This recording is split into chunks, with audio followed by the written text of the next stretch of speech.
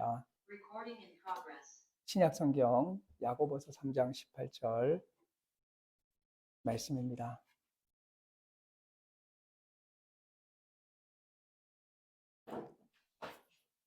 야고보서 3장 18절 말씀, 우리 찾으신 줄 알고 우리 한 목소리로 말씀을 봉독하겠습니다. 야고보서 3장 18절입니다. 화평하게 하는 자들은 화평으로 심어 의의 열매를 거두느니라.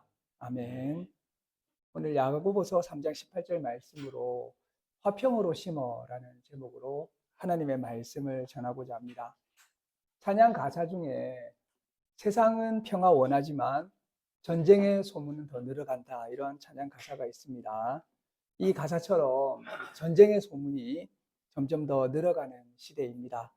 러시아 우크라이나 전쟁이 끝나지 않은 상황에서 미국, 이스라엘과 이란의 전쟁이 벌어졌습니다.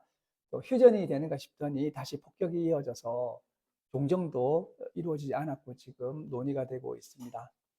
곧 대만에서도 전쟁이 일어날 거라고 하고 한반도 전쟁을 걱정하는 사람들도 많아지고 있습니다. 이런 전쟁의 뉴스를 접하다 보면 우리가 누리는 이 평화라고 하는 것이 얼마나 취약한지, 얼마나 쉽게 깨어질 수 있는지 깨닫게 됩니다. 그리고 매우 멀리 떨어진 곳에서 미사일, 폭탄, 그리고 사람들이 사망하는 그런 뉴스를 우리가 화면에서 보면서 매우 큰 충격을 받고 또 이 일을 해결할 수 없는 무력감을 느끼기도 합니다. 뉴스 속에서 어린 소녀들이 폭격으로 사망했다는 소식을 들었을 때 하나님이 지으신 생명이 저렇게 죽었다는 사실을 생각할 때 우리의 영적인 고민과 기도도 깊어지게 됩니다. 이런 전쟁뿐만 아니라 우리 나라 안에서의 삶을 봐도 여러 가지 갈등과 혐오와 조롱이 넘쳐나고 있습니다. 특정 집단을 낙인 찍기도 하고 생각이 다른 사람을 혐오하고 또 폭력적으로 언어 폭력을 행사하는 경우도 일상이 되고 있습니다.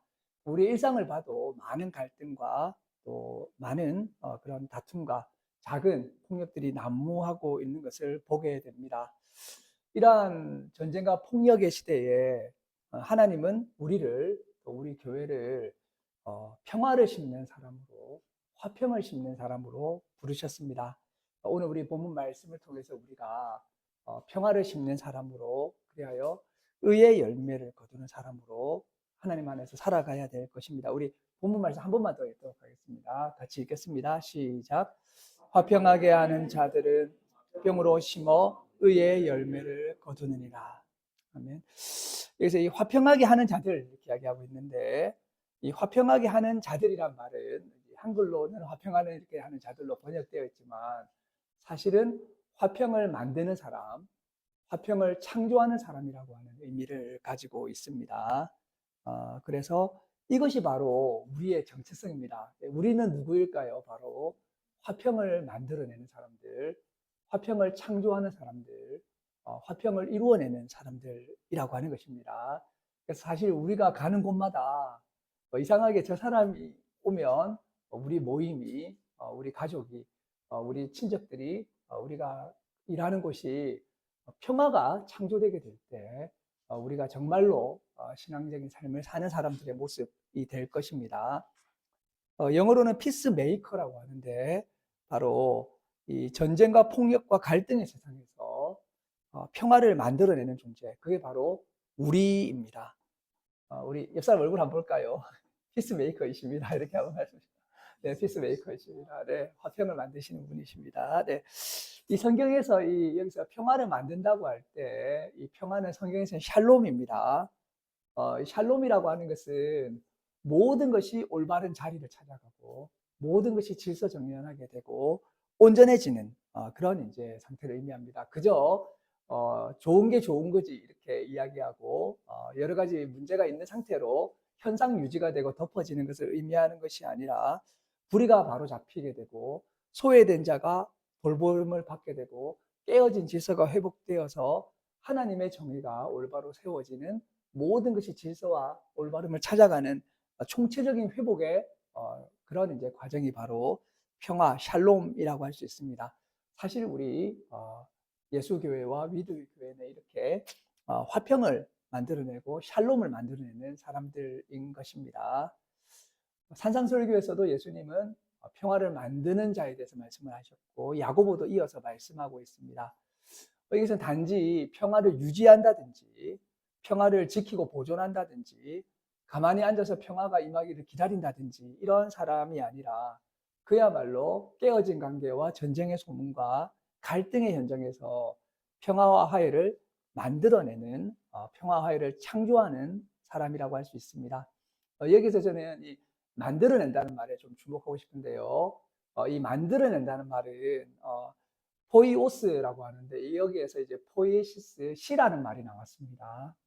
그래서 이것은 그야말로 평화를 시처럼 창조하는 이런 사람을 말하는 것이죠. 이 평화를 만들어내는 피스메이커는 행복한 사람이고 하나님의 아들과 같은 사람입니다. 마태복음 5장 9절에 화평케 하는 자는 복이 있나니 저들이 하나님의 아들이라 불림을 받을 것이라고 했습니다. 저는 이런 좀 자문을 해볼 필요가 있는데요. 우리를 만나는 사람이 당신은 정말 하나님의 아들 같습니다. 이렇게 이제 이야기를 할 수 있는가? 이것은 이제 뭐냐면 바로 당신을 보면 하나님이 생각납니다. 이 하나님의 아들이란 말은 아들 아버지를 닮았지 않습니까? 딸은 어머니나 아버지 부모를 닮지 않습니까? 바로 이렇게 그 사람을 보면 부모가 생각나고 야, 너 부모는 도대체 어떤 사람이냐 이런 말이 나올 정도로 우리의 삶을 보게 되면 우리의 이런 평화를 만들어내는 모습을 보니까 하나님이 생각이 난다 정말. 너희 하나님 또 어떤 분이냐? 왜 너희가 이렇게 이제 평화를 창조하는 모습을 보니까 참 너희 하나님 어떤 분인지 알 것 같다. 이런 이제 의미를 가지고 있는 것이죠. 이런 사람이 행복하다는 것입니다. 이런 사람이 행복하다는 것입니다.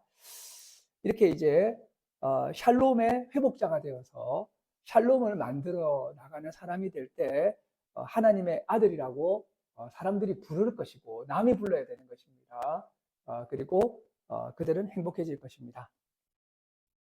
이런 이제 평화를 만드는 사람이 하는 일은 뭐냐면 바로 화평으로 심는 것입니다. 오늘 이 말씀은 평화와 관련해서 또 새로운 의미를 우리에게 말씀해 주고 있습니다. 그것은 바로 우리가 화평을 만드는 사람으로서 평화를 심는 사람이 되어야 된다는 것입니다. 우리가 그래서 심는다고 하니까 땅에다가 구멍 하나 내고 이렇게 씨앗 하나 넣고 이런 의미를 생각할 수 있는데 그것이 아니라 여기에서 심는다는 말은 뭐냐면 흙 뿌리는 것을 말합니다. 우리가 씨를 이렇게 한꺼번에 모아서 이렇게 흙 뿌리는 거 있지 않습니까? 이렇게 흩어 뿌리는 것을 말합니다. 사방으로 씨를 뿌리는 그러한 이제 의 행동을 의미한다는 것입니다. 그래서 이 평화를 심는다는 것은 우리가 아낌없이 널리 퍼뜨리면서 흩어 뿌린다는 의미를 가지고 있다는 것입니다. 우리는 뿌리고 하나님께서 자라게 하시고 열매를 맺게 하시는 것이죠. 그래서 우리의 주된 일은 뭐냐면 뿌리는 것입니다. 계속 뿌리는 것입니다.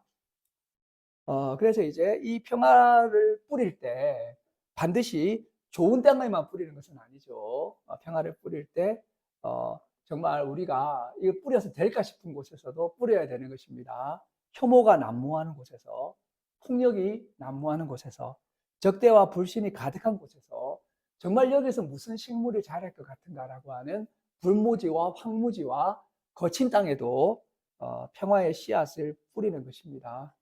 이러한 뿌림은 일종의 낭비처럼 느껴질 수가 있습니다. 왜 너의 그러한 무언가를 그런 곳에다가 뿌려서 너의 시간과 자원과 삶을 낭비하는가 라는 느낌이 들 수도 있습니다. 그러나 평화는 이렇게 낭비하듯이 뿌리는 것입니다. 낭비하듯이 이것을 거룩한 낭비라고 불러도 좋겠습니다. 우리는 평화를 낭비합시다. 내 평화를 줘도 아무것도 돌아올 것 같지 않고 오히려 공격을 하고 아무것도 받아들여 줄 것 같지 않고 변할 것 같지 않은 땅에도 우리는 그냥 평화를 낭비하듯이 흩뿌리는 그렇게 평화를 심는 사람이 되라고 하나님께서 우리를 부르셨다라고 하는 것입니다. 또한 평화를 심는다는 것은 장사 지내는 것을 의미합니다. 고린도서를 보게 되면 15장에 고린도전 15장에 씨앗을 심는 것을 죽고 부활하는 것과 연관시켜서 말씀을 하고 있습니다. 씨앗이 심긴다는 것은 죽는 것입니다. 그것은 죽음을 의미하고 평화에는 누군가의 희생과 손해가 필요하다는 것을 의미합니다. 야고보서가 말하고 있는 이러한 화평의 심음이라고 하는 것은 하늘의 미랄처럼 죽어져서 내가 모든 것을 다 이렇게 내어놓듯이 내어놓아서 자신의 권리와 명예와 이익을 내려놓게 될 때 거기에서 평화가 심기는 것을 의미합니다. 내가 희생할 때 평화가 임하고 평화가 심기고 의의 열매를 맺는다라고 말씀하고 있습니다. 이렇게 평화를 심으면 어떤 일이 벌어질까요? 바로 의의 열매가 열린다고 야고보서는 말씀하고 있습니다. 이 평화를 심었는데 평화가 자라서 의의 열매를 거두게 된다고 하는 것입니다. 이 평화를 심는다는 것은 좀 농사 같은 거죠. 이것은 이제 사업가 같은 그런 이제 기업 운영하고는 다른 것입니다. 농부가 씨앗을 심고 추수를 기다리는 과정에는 많은 시간과 인내가 필요합니다. 바로 리듬이 다른 것이죠. 평화의 리듬은 사업의 리듬이나 사업의 성공의 리듬하고 다르고 오히려 이 농사의 리듬하고 비슷합니다. 이러한 이제 평화를 심고 이렇게 이제 하나님의 때를 기다릴 때 시간이 되게 되면 의는 열매로 거두는 것이지 공장에서 물건을 만들어내듯이 그렇게 의를 만들어내고 찍어내는 것은 아니라는 것입니다.